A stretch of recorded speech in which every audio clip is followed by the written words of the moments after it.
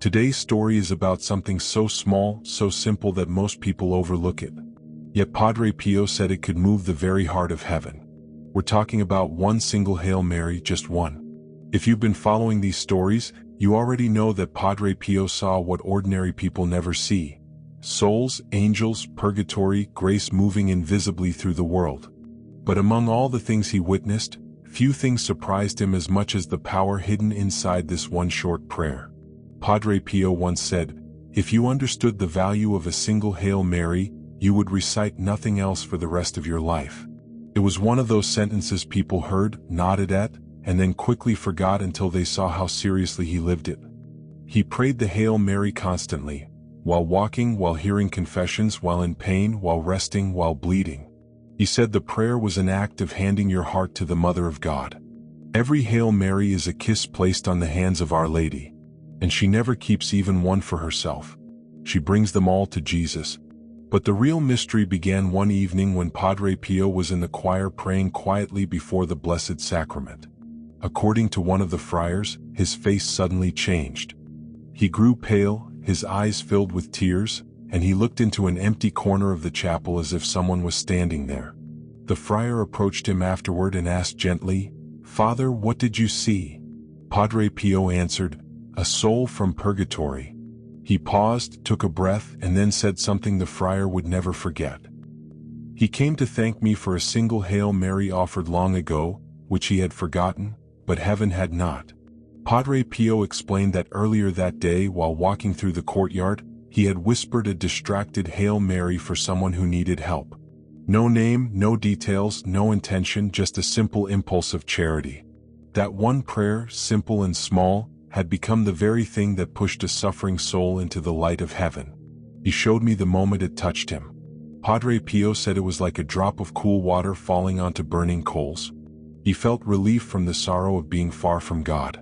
That experience changed the way Padre Pio spoke about small prayers. He began telling his spiritual children that no prayer is ever lost, especially when prayed with sincerity, even if it feels weak or distracted. He explained it this way: the Hail Mary is like placing a candle in the hands of the Virgin. She decides where the light is most needed. Padre Pio insisted that even when we feel nothing, even when we're tired or distracted or discouraged, Our Lady hears the intention behind the prayer.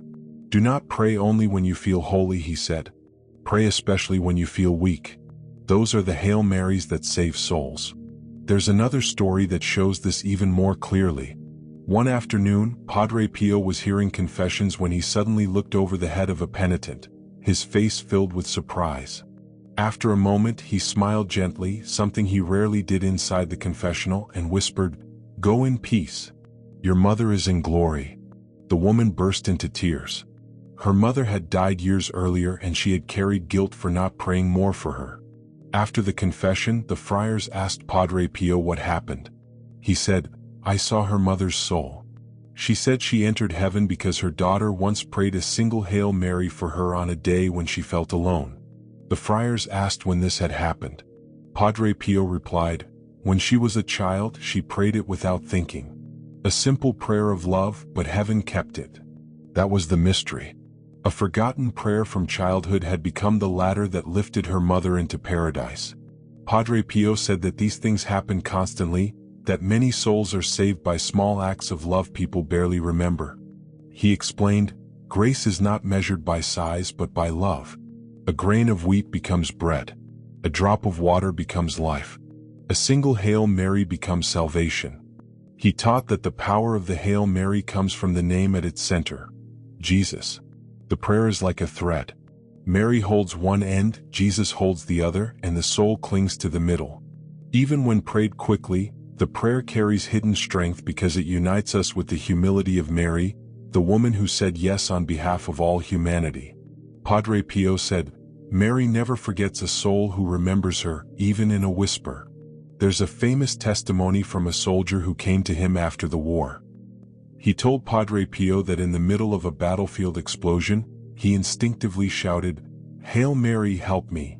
He survived, but many didn't. Padre Pio listened quietly and then said, "Do you know why you are still alive? Because your cry called your mother. A Hail Mary said in fear is still a Hail Mary." The soldier asked if God listens to prayers born of panic. Padre Pio answered, especially those. Panic is simply the heart breaking open. He believed that the simplest Hail Mary said in the darkest moment becomes the brightest flame in heaven because it comes from honest need. Padre Pio also said that Our Lady uses the Hail Mary to reach souls who otherwise could not be touched. Souls hardened by sin, souls dying without the sacraments, souls who pushed God away their entire lives. One Hail Mary can soften a heart at the last breath. He once told a story about a dying man who had lived in bitterness and refused confession. His family begged Padre Pio for help. He prayed a Hail Mary for the man and asked Our Lady to intervene.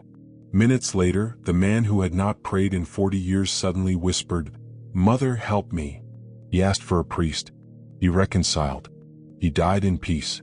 Padre Pio said afterward, it was Mary's presence inside the Hail Mary. He insisted that the Hail Mary is a spiritual force. A soul cannot remain the same after a Hail Mary. He said, it either rises or it trembles. To him, the prayer had a double effect.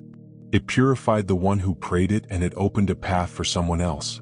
Padre Pio even said that some souls receive the grace of final repentance because of Hail Marys prayed decades earlier by parents, grandparents, or even strangers. Mary collects them. She knows when to use them. He described Our Lady as the treasurer of forgotten prayers, keeping every Hail Mary like a jewel until the right moment. And when that moment comes, she uses it to save a soul who believed themselves lost. Padre Pio would repeat, do not underestimate the smallest prayer. In heaven, nothing is small. If you're discovering that the simplest prayers carry more power than you were taught and you want to explore more stories about the hidden dimensions of faith, please subscribe. We're uncovering testimonies that reveal how heaven responds to what seems insignificant. Your support helps us continue sharing these truths. Now let's go deeper into what Padre Pio witnessed. Padre Pio often said that the Hail Mary doesn't just change the person who prays, it changes the world around them. He believed that every time the prayer is spoken, something moves in the invisible realm. A soul receives comfort, an angel receives strength, a heart receives light. Mary is never still. Whenever someone calls her, she runs. One of the most powerful testimonies of this happened during a quiet morning in San Giovanni Rotondo. A young friar entered the choir to find Padre Pio standing completely still, his rosary dangling from his hand. His eyes were open, but he wasn't looking at anything in the room. It was as if he were staring through the walls into another world. The friar approached him worried, "Father, are you all right?" Padre Pio blinked slowly, returned to himself and whispered, "Do not disturb them. They are rising." The friar, confused, asked who he meant. Padre Pio replied, "The souls, the ones freed by the Hail Marys prayed this morning." He said he saw them like sparks rising through a veil of mist, some slowly, some quickly, carried by light that felt almost like wind. And standing among them was the Virgin Mary, gathering them gently, guiding them upward. She takes each one by the hand, not because they deserve it, but because someone remembered them. He explained that when people pray the Hail Mary for the souls who have no one to pray for them, heaven reacts immediately. Their suffering is shortened. Their longing becomes hope. The prayer becomes a bridge under their feet. To Padre Pio, this wasn't poetic language. He saw it. He once told a spiritual daughter, "When you pray for someone who has died, your words fall on them like dew in the desert." He described purgatory as a place of dryness, a burning hunger for the presence of God. A single Hail Mary is like giving them water that tastes of heaven.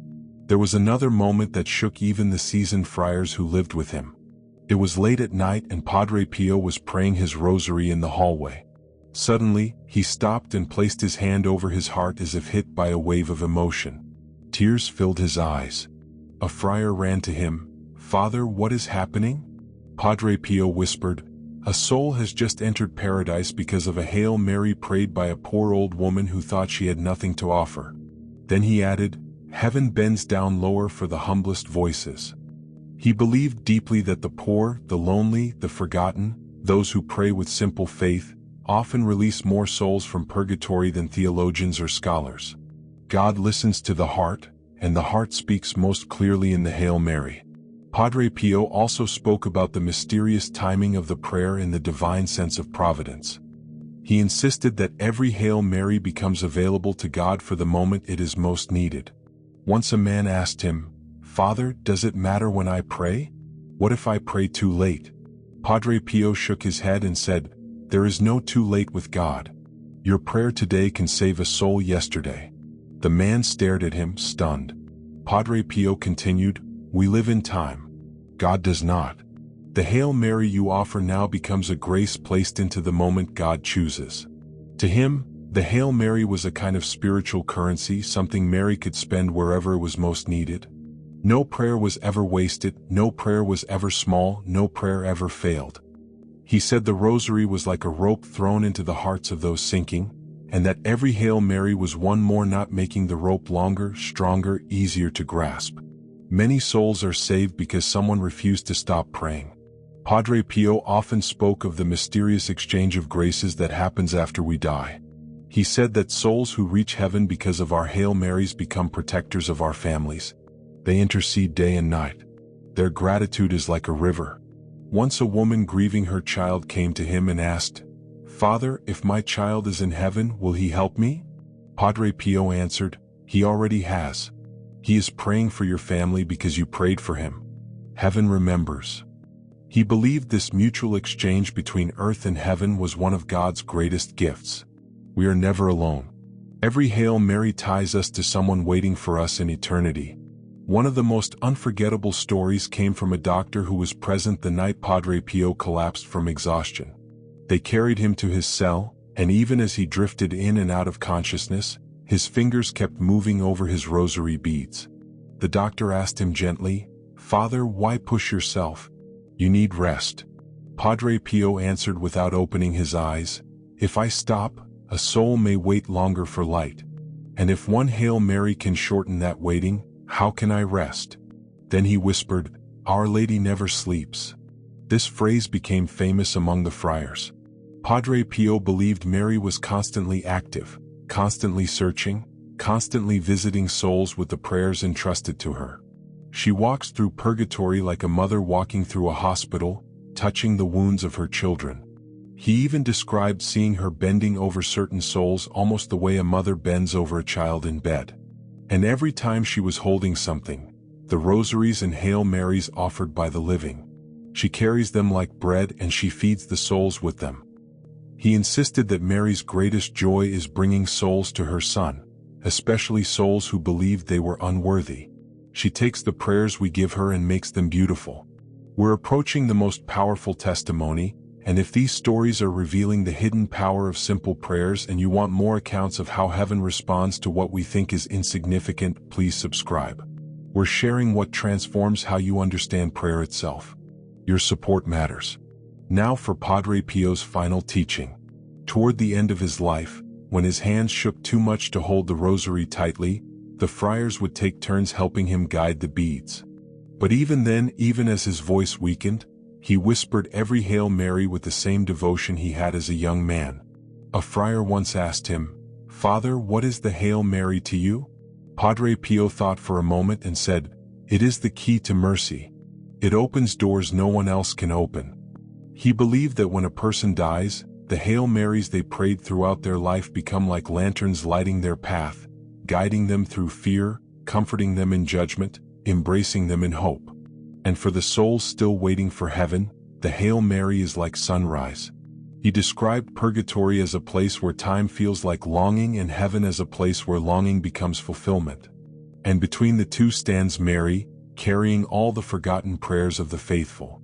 Padre Pio's last teaching about the Hail Mary was one of his simplest. He repeated it often, almost like a farewell message: pray for the dead. Help them. Love them.